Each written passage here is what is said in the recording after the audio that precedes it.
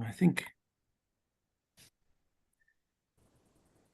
last week, we introduced the topic. We looked at expectations, conditional expectations, vector lattices, and the characterization, I think, of conditional expectations by Ando, Douglas, Rayo, and Sidak, as far as I remember. And I gave the Riesz definition of them. Okay, I think that was where we finished off, roughly. Yes. Okay.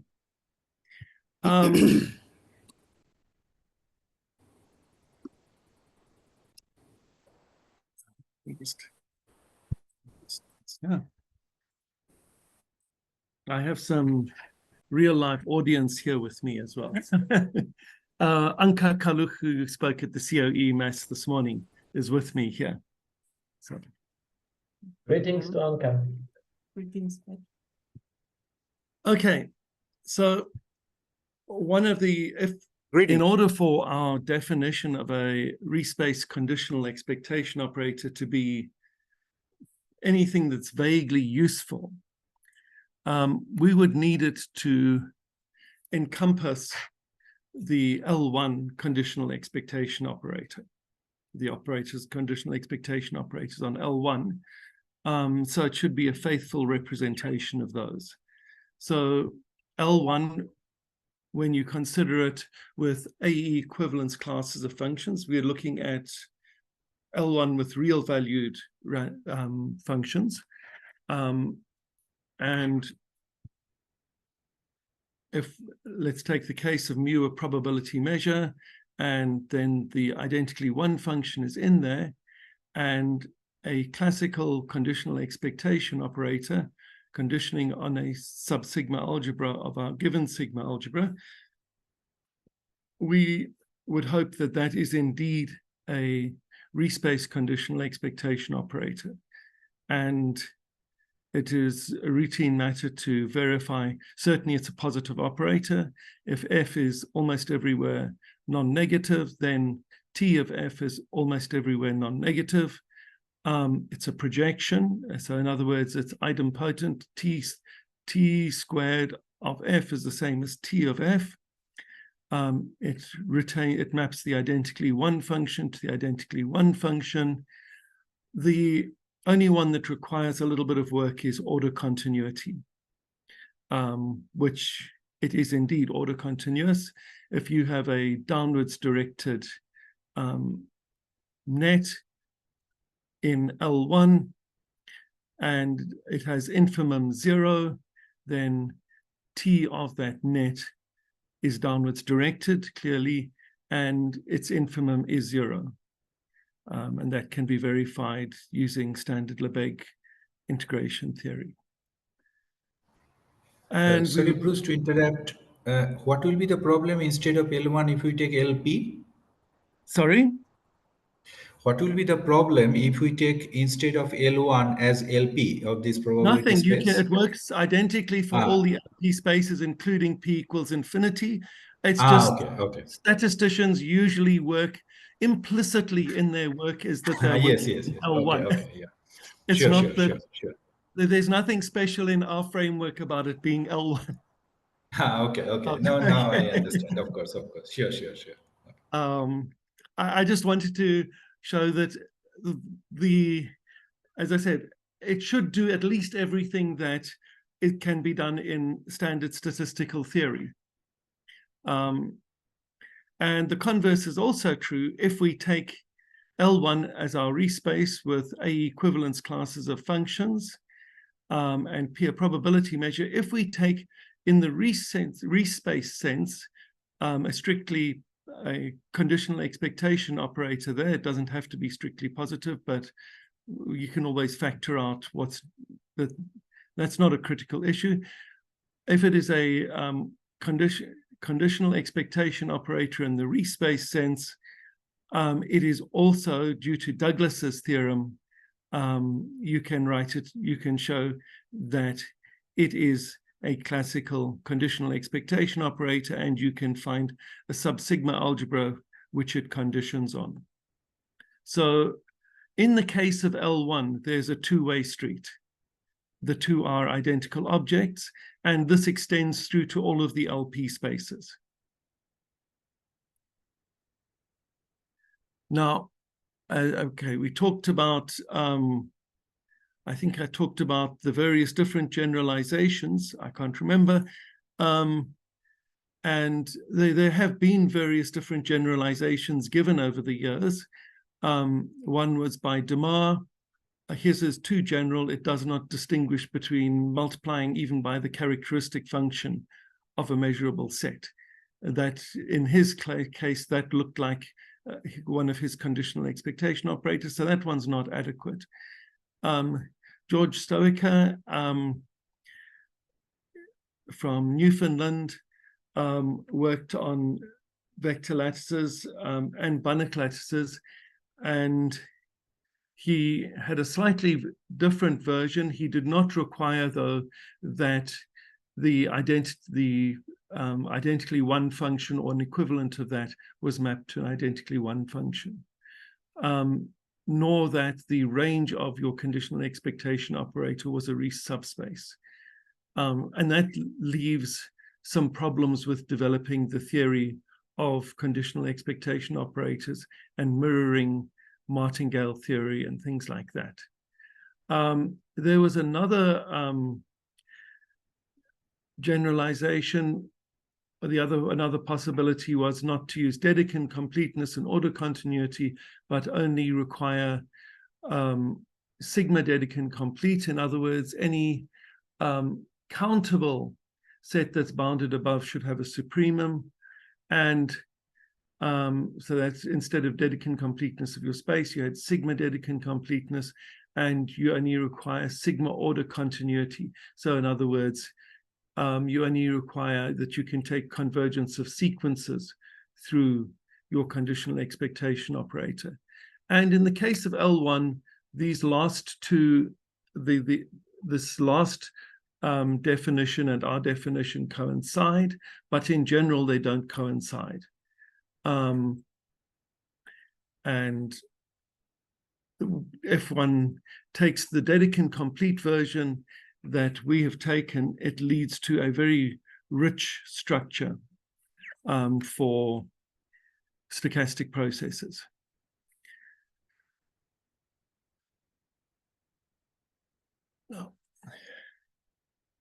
Now let's just go through these.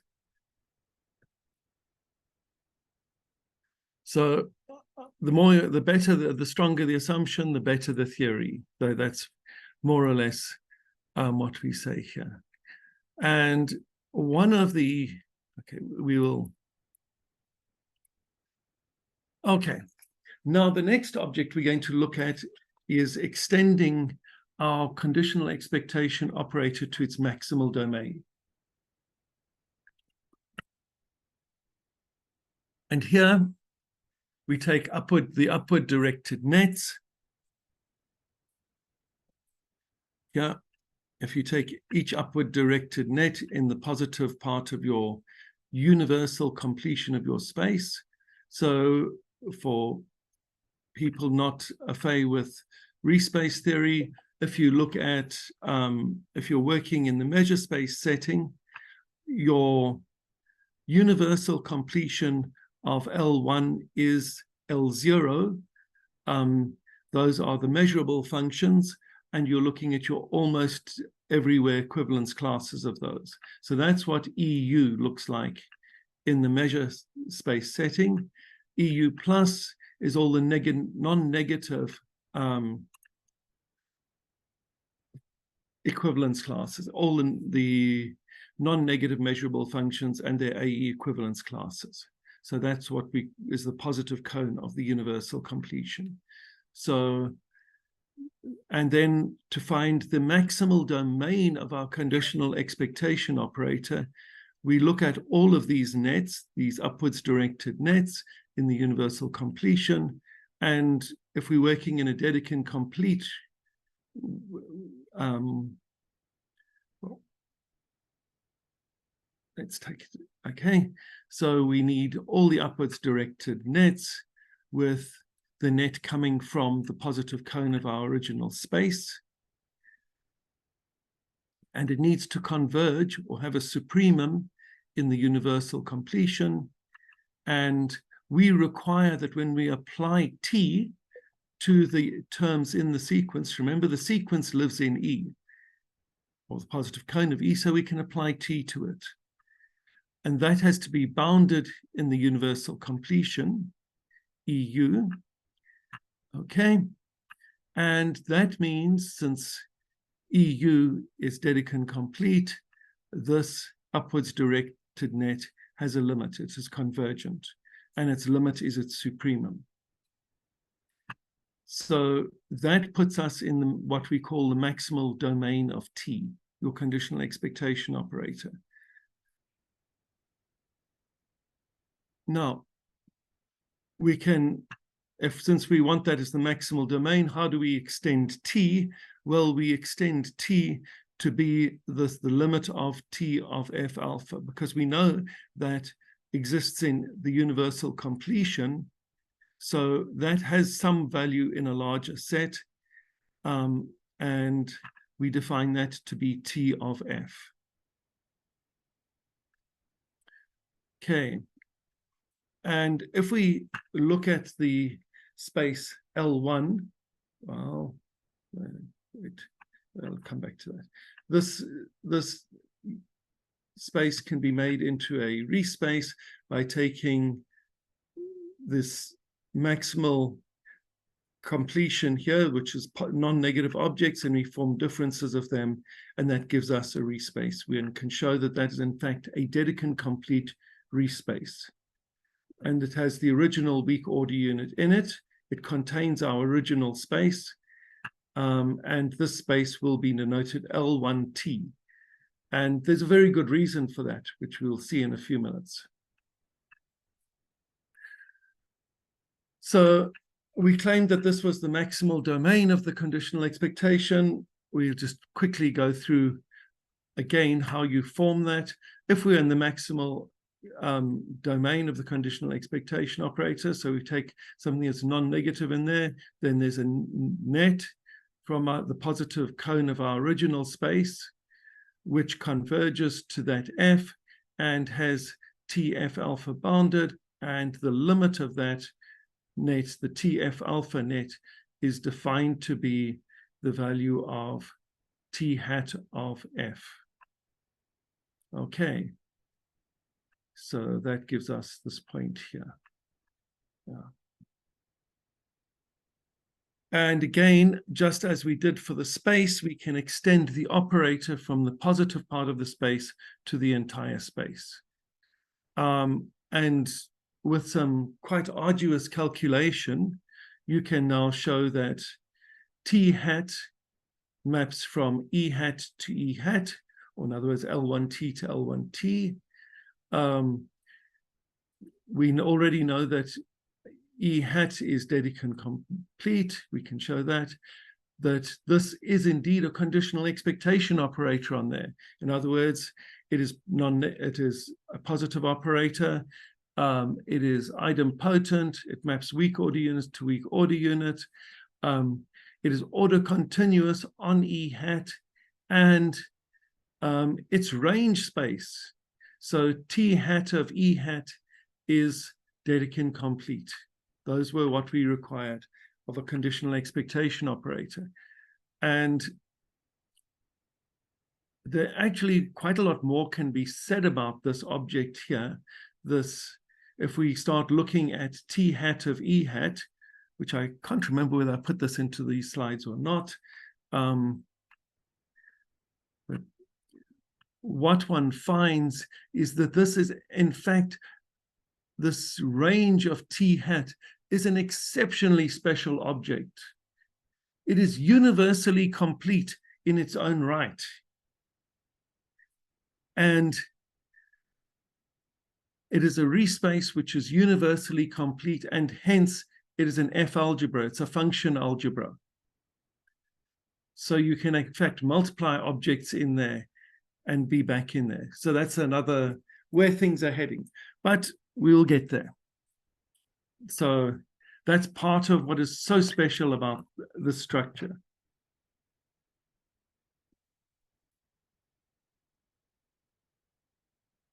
And okay, let's look at some band projection stuff.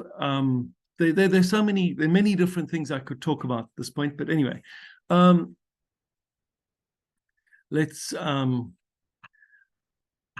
look at averaging properties. We're going to head towards averaging properties. People who have some knowledge of conditional expectations will know that you can, if the product of two functions are defined in your, let's say, L1 space, you've got two L1 functions, their products again, and their product is again in L1, and one of those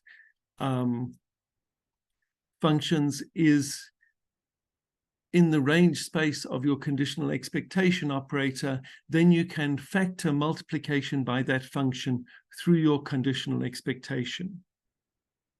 So it's homogeneous with respect to such functions. So the starting point of that is to look at what happens in ordinary old L1 when you multiply by a characteristic function or indicator function.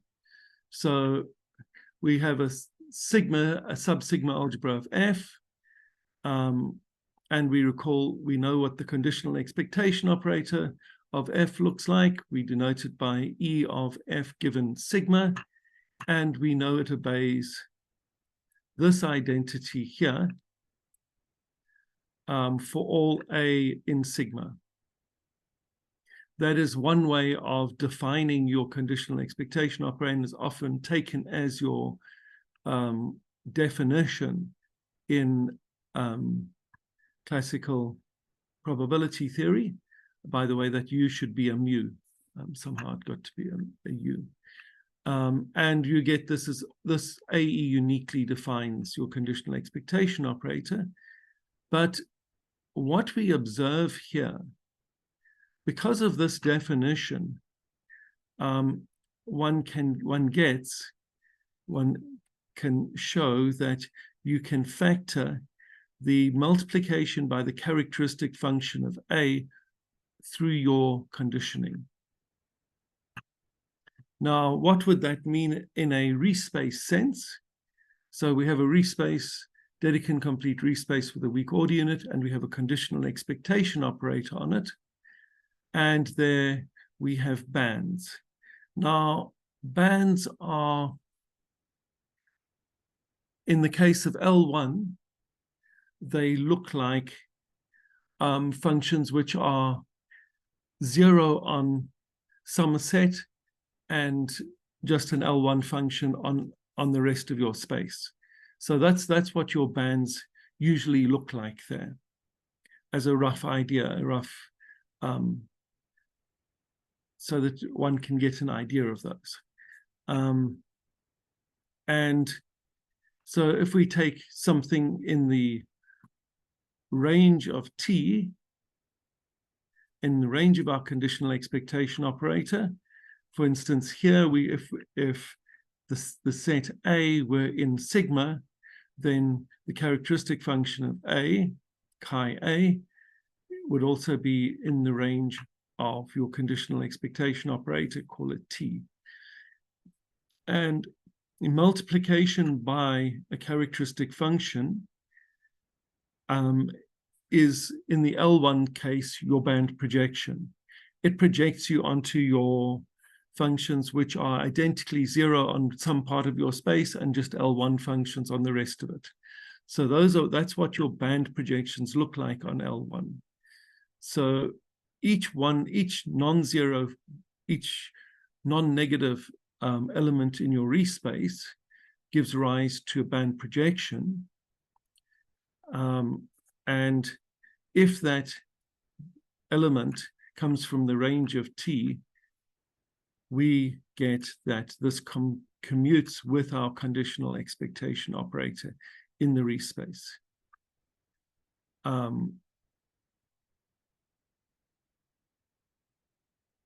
So that's part of, that is your simplest version of the so-called averaging property. Because at this point here, we do not have to worry about what multiplication means in our Riesz space. A Riesz space is a space of vectors. It does not, the only sort of multiplication you get for free is multiplication by scalars, by real numbers. So to build a type of multiplication requires more work.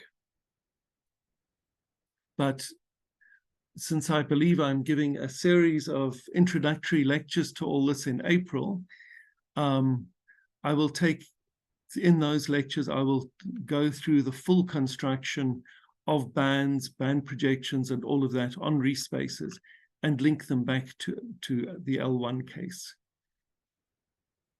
So what sort of thing can we say? Every one of the famous theorems of measure theory is the Radon-Nikodym theorem. And that tells us how to build new measures from old, or if you think of your integrals and conditional expectations are very similar objects. In fact, if you look at them in the right way over abstract objects, I believe they are actually the same objects. But anyway, that's another story for another day. That's taking measure theory outside the realm of concrete sets or anything like that. But yes, so in that sense, they're very similar objects.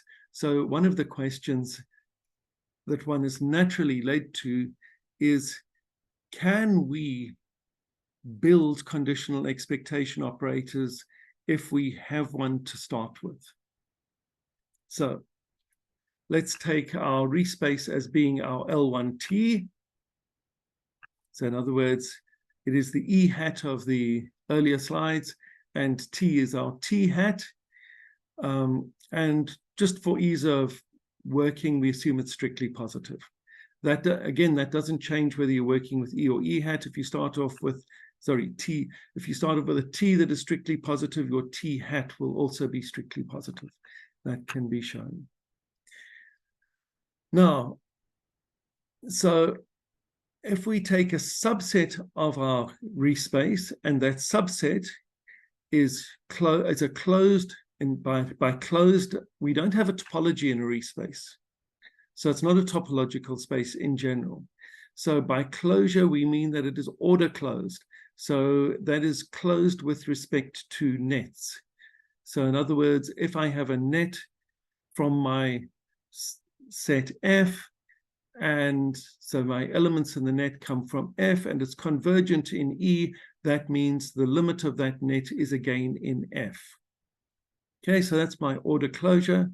And if F is a Riesz subspace of E, in other words, we can do our supremum and infimum.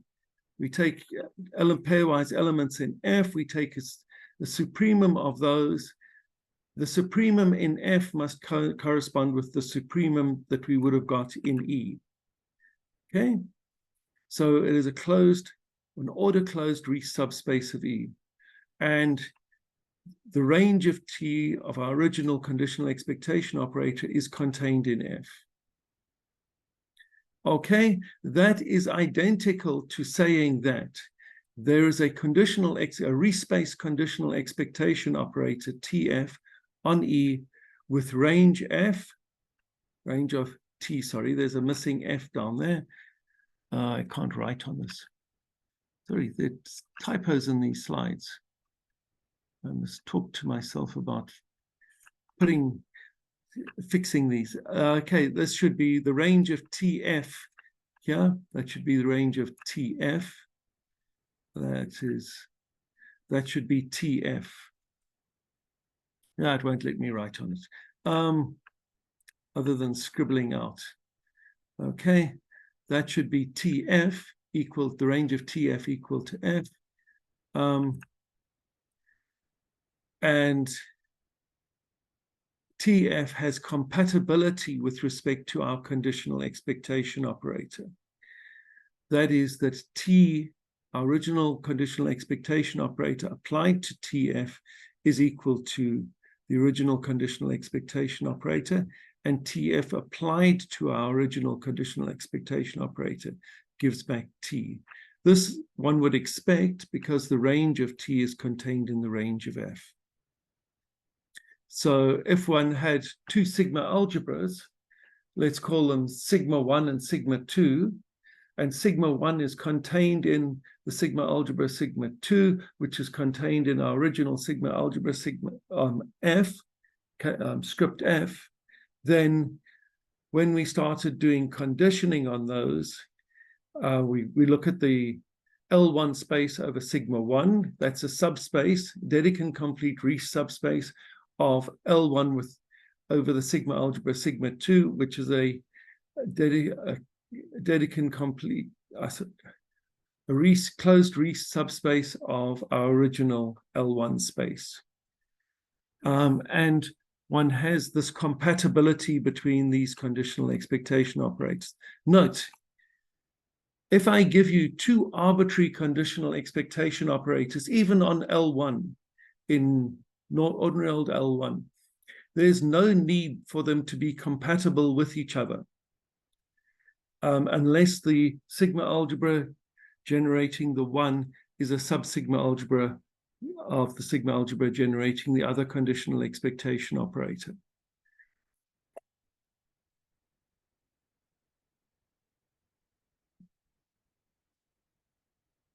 And this generated conditional expectation operator, TF,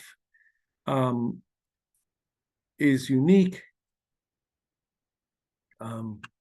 And we can characterize it, as we would hope, by the identity that T, our original conditional expectation operator applied to P of F, is equal to T of P of G, where G is our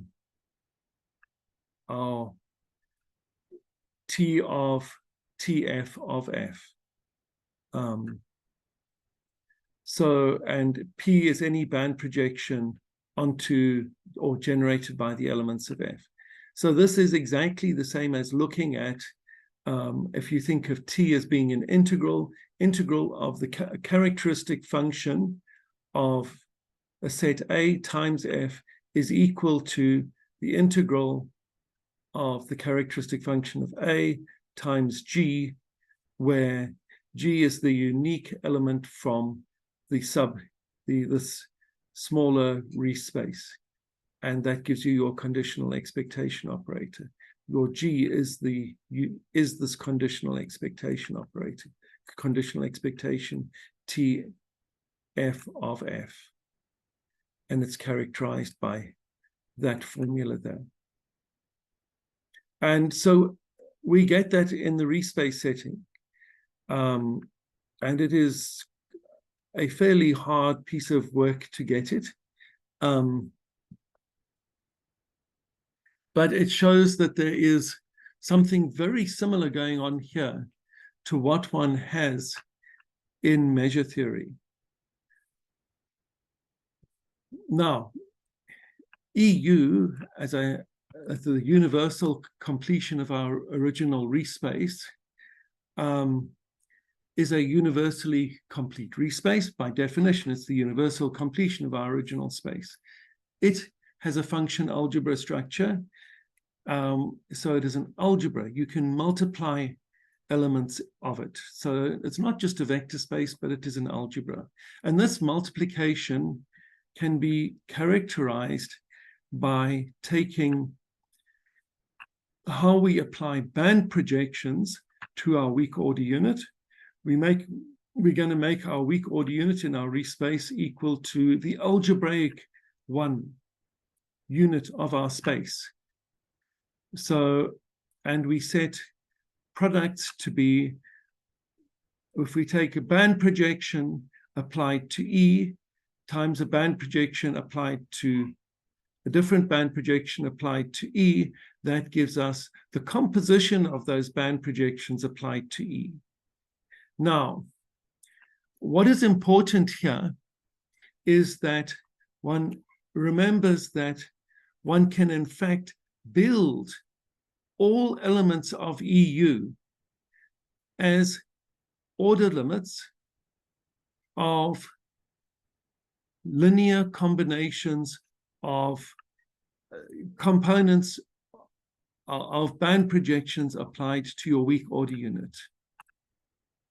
So these objects here, PE and QE, if you think of measure theory, you can build all your measurable functions from characteristic linear combination, limits of linear combinations of characteristic functions. So one of the fundamental results in Lebesgue theory is that you can, if you have any non-negative measurable function, you can form characteristic functions, and you can take linear combinations of those, and you can of non-linear, non-negative linear combinations of those, and you can take a monotonic limit of that, which will converge to your non-negative measurable function. So you can do exactly the same in Riesz spaces. These objects, which are band projections applied to your weak order unit, are called components of your weak order unit. And in fact, every object in the positive cone of your Riesz space can be built as a monotonic or upwards, the limit of an upwards directed net, in fact, sequence. It doesn't even have to be a net. You can build it as the supremum of a monotonically increasing sequence of linear combinations of components of your weak order unit. Hence, if we extend this definition here by linearity and additivity, we have defined de facto multiplication on our universal completion of our Riesz space. And this works for any universally complete Riesz space. Now, where does this lead us? This leads us to look back at our original space. We had that it was T universally complete, but that's not universally complete. So that's not, doesn't quite do everything we want. It's a vector space. It has these components in it, but we can't necessarily do multiplication. We can apply band projections, but we can't. So anyway, so we could multiply by components of our weak order unit. We can also define an L infinity type space, which is composed of all the objects in our L1 T space, the T universal completion, which can be bounded by, in absolute value, by the absolute value in a Riesz space. Absolute value of F is F, the supremum of F with minus F. That gives you the absolute value. If we can bound that by something from the range of T, then we are in the L infinity T space. This is a bigger space than one would get. Well, we'll link these back to the measure spaces versions in a few minutes. And one of the fascinating results is, and this took us 20 years to realize this, and sadly we didn't look at it earlier because it would have made a whole lot of difference, is that when we're working on the T, or E being a T universally complete Riesz space, then the range of T is again universally complete, and hence it's an F algebra. In other words, it's a ring. And then one can talk about multiplication. So, and it goes further than that. We can actually multiply vectors from our L1 T space by objects from the range of T and end up back in our L1 T space. and the same for L infinity. And in fact, you can do this for any of the LP spaces if you want to build them by functional calculus. The nice thing about L1 and L infinity is you don't need functional calculus to get there. And these are RT modules.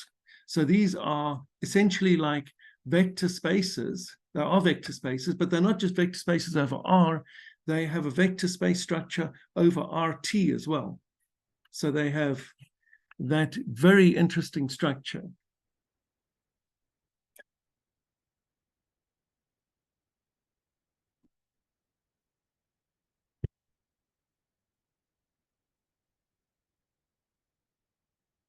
Okay, so where are we now?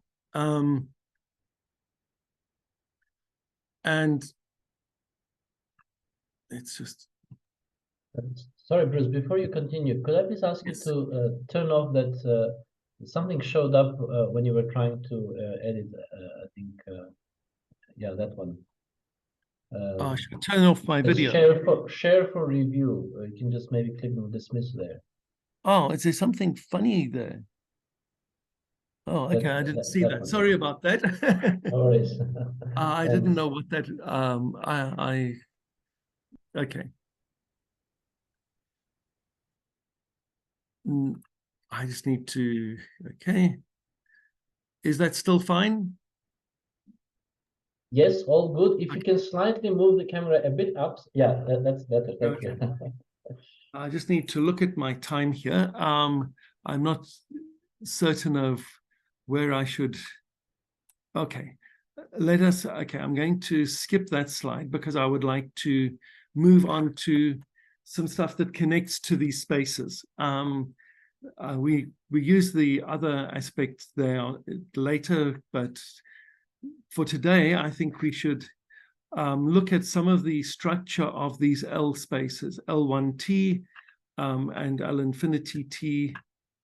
And they have, so one of the, as I talked about averaging properties, we started off applying it for taking band projections through T.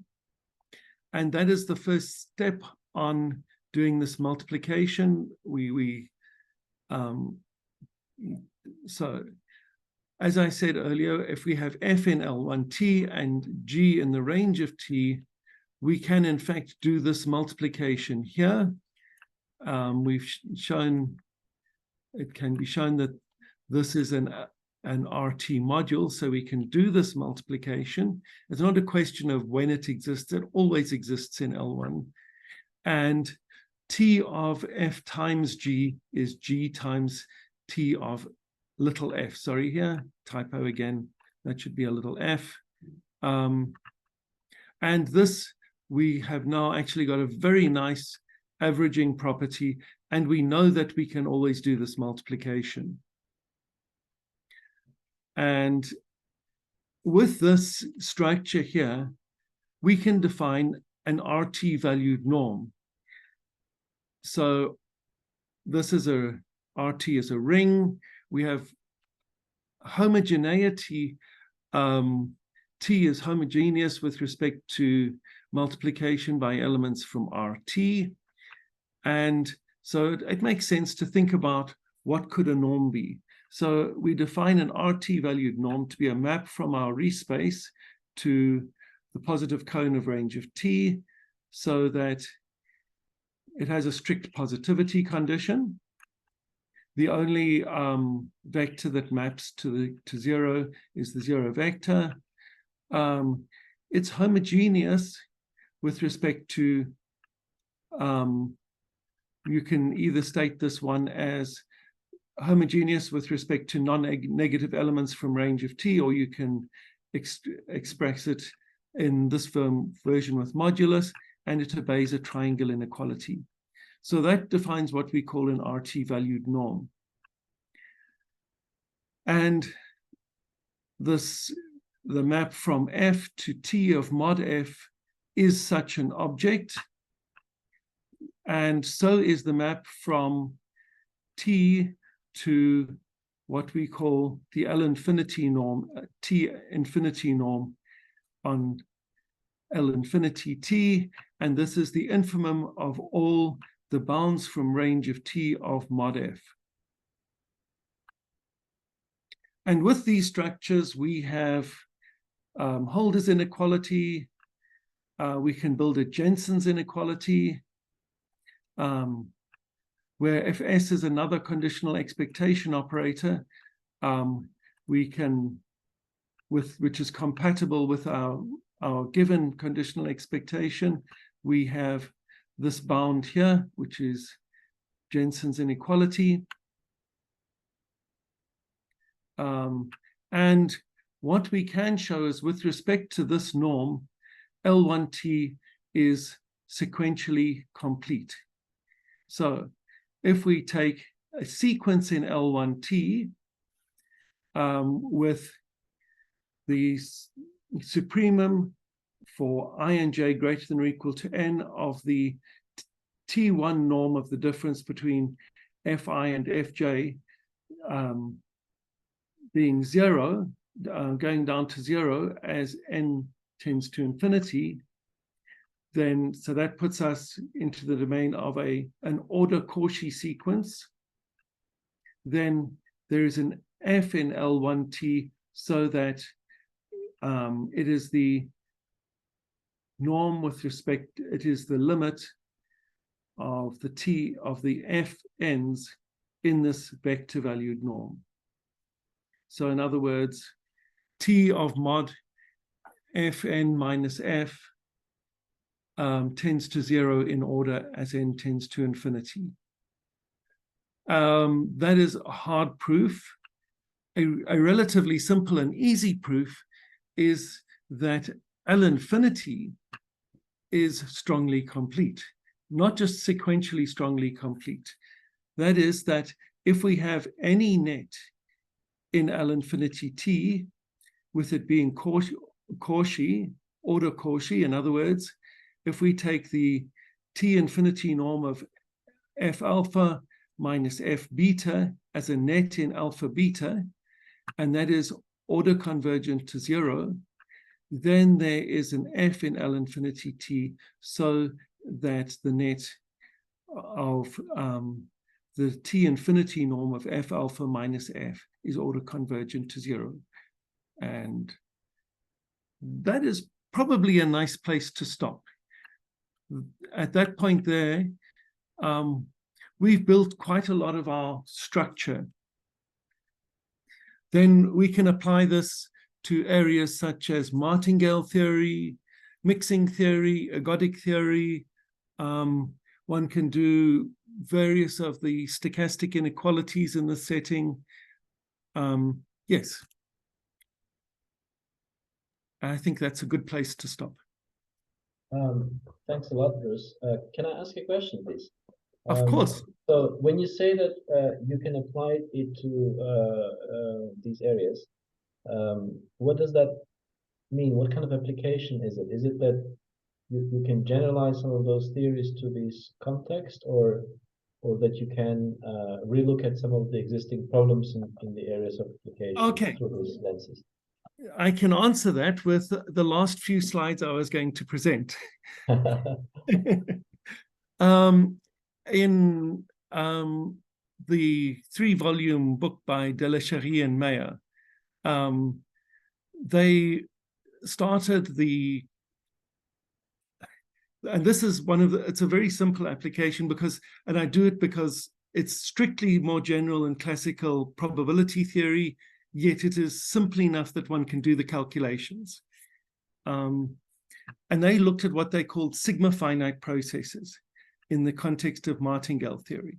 So they were looking at, they wanted to look at a process where your conditional expectation averaged over a countable partition of your space. Okay, and the measure of the whole space was, let's say, infinite, but each one of these partition elements had finite positive measure.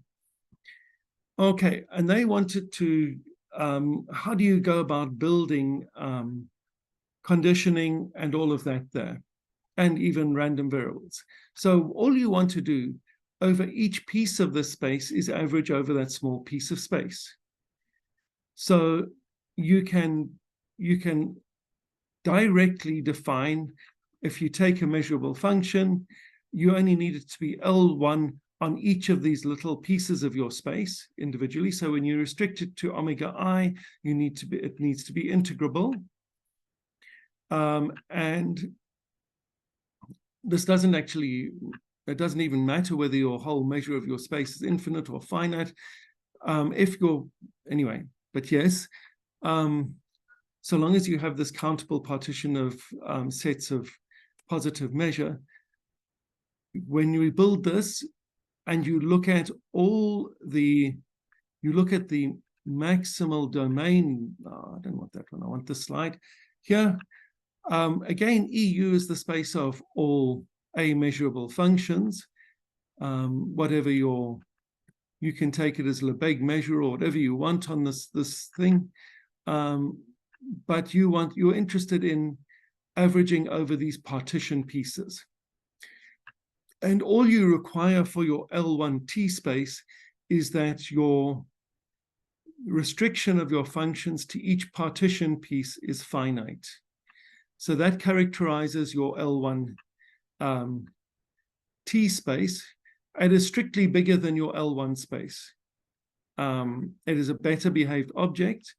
It has a weak order unit, which and it has the identically one function in there, which your original L1 space does not have. The RT, the range of T, so this is that was your T universal completion there. Uh-oh, what's going on here? Sorry, I need some power here. Otherwise, we're going to lose connection. There we go. Hopefully we have electricity. Okay, yes, we do. Okay, sorry about that. My laptop just told me I was running out of battery here. And so we've characterized the range of T as the piecewise constant functions. So they're AE constant on each of these partition pieces. Your L infinity functions are the ones that are essentially bounded on each of your omega i's. So you don't need the same bound on each omega I. We have our T1 norm, which is a function. It's constant on each omega I, and it is it's given here. Oh, don't do that. That's okay. And we can give the L infinity norm there. The interesting thing is with these, the Riesz versions of these spaces is that they always form a nice scale, even if we put the LP space, LP in there. And so we have L infinity is always contained in L1.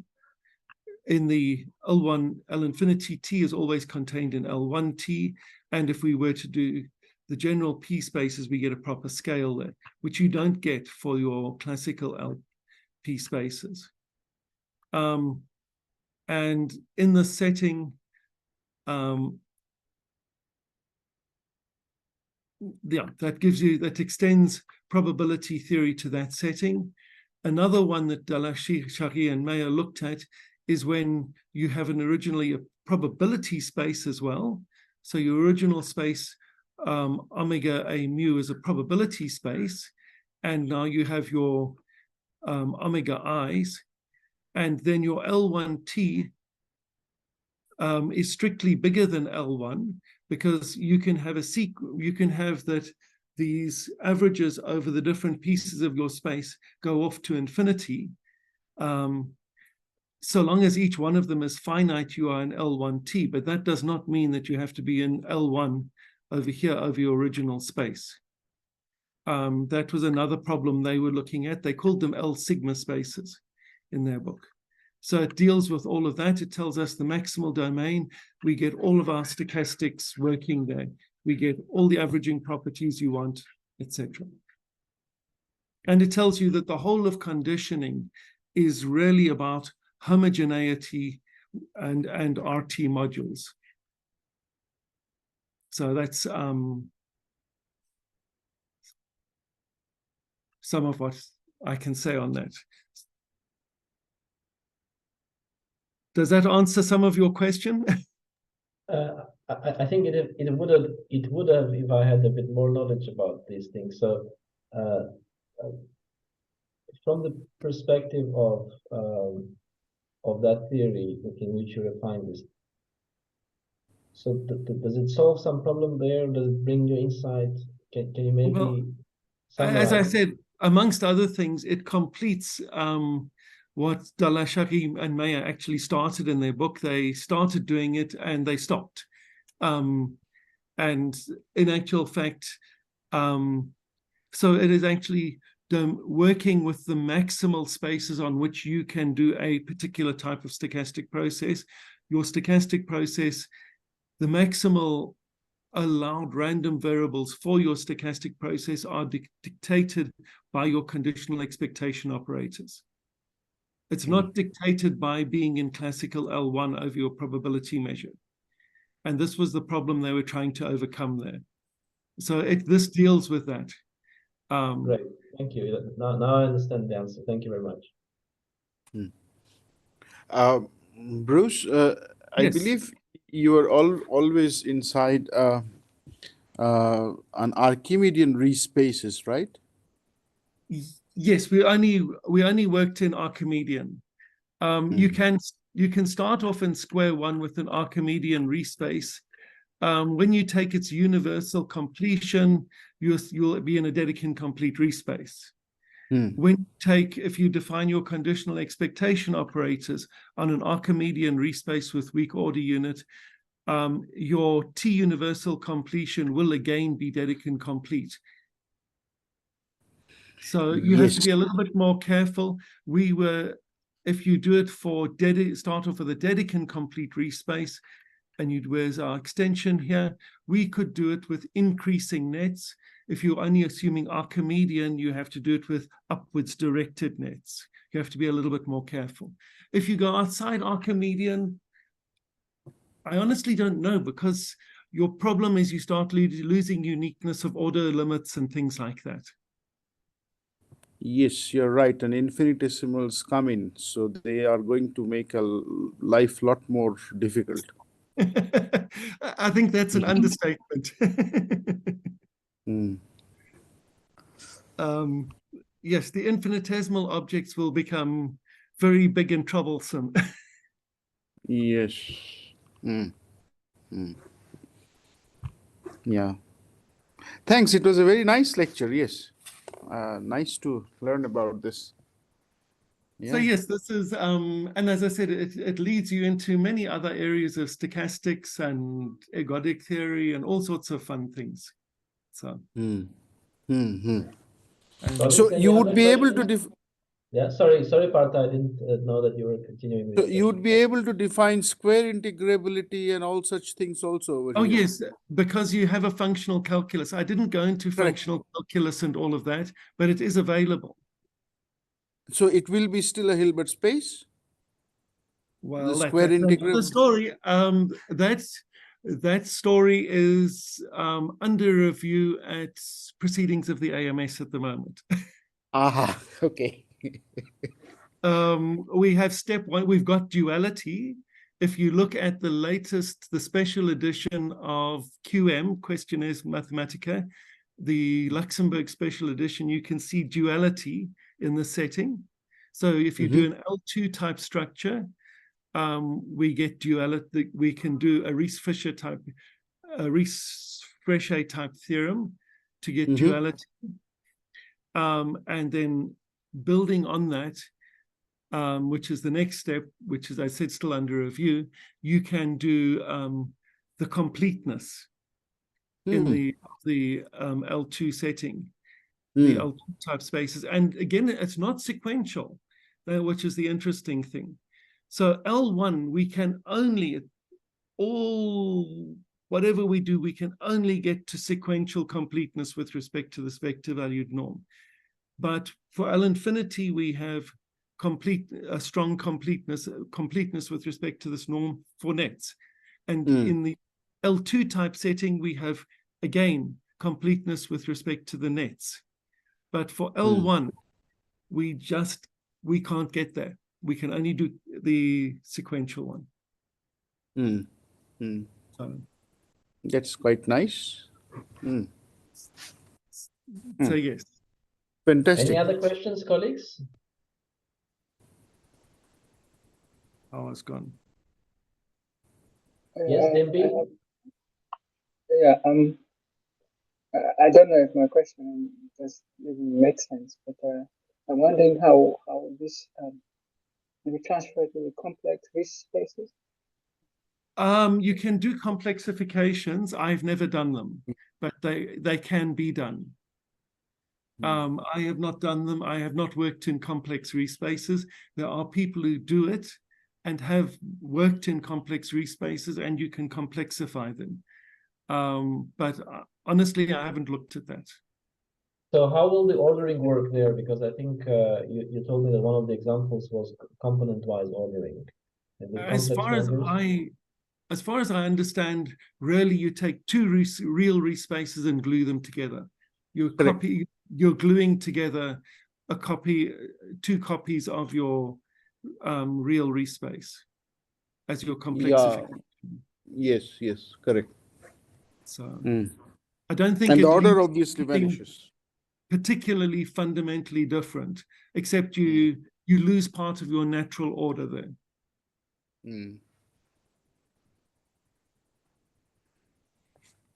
Any other questions?